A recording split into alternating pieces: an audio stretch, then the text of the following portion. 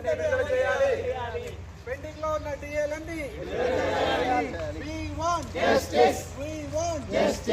వెంటనే తెలంగాణ పిఆర్సీ వెంటనే తెలంగాణ రెండో పిఆర్సీని వెంటనే పెండింగ్ లో ఉన్న 6 డిఏలను వెంటనే పెండింగ్ లో ఉన్న 6 డిఏలను వెంటనే పెండింగ్ లో ఉన్న 6 డిఏలను వెంటనే సిపిఎస్ వద్దు, సిపిఎస్ వద్దు, సిపిఎస్ వద్దు, సిపిఎస్ వద్దు,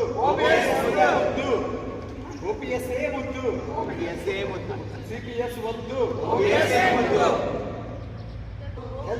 హెల్త్ స్కీమ్లను అమలు చేయాలి.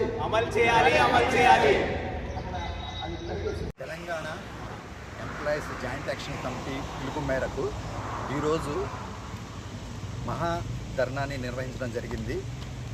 ఈ ధర్నా ఎందుకు జరుగుతుంది అంటే పెండింగ్లో ఉన్న 6 డిఏలు, దాదాపు 6 డిఏలు అంటే ఒక ఉద్యోగి ఇప్పటి వరకు ప్రతి నెల 50,000 నష్టపోతున్నారు.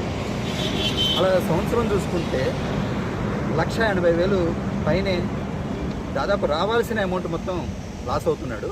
అలాగే 2023 జూలైలో రావాల్సిన రెండో పిఆర్సీ ఇంతవరకు రిలీజ్ చేయలేదు. ఆ ముఖ్యమైన రెండింటి విషయాల మీద రాష్ట్ర పిలుపు మేరకు ఈ విశ్వవిద్యాలయంలో ఉన్న నాన్ టీచింగ్ అసోసియేషన్ ఆధ్వర్యంలో ఈ కార్యక్రమాన్ని నిర్వహించడం జరిగింది. అలాగే యూనివర్సిటీలో పనిచేస్తున్న ఉద్యోగస్తులు ఎవరికి కూడాను ఇంతవరకు హెల్త్ స్కీమ్ అనేది అమలు చేయట్లేదు.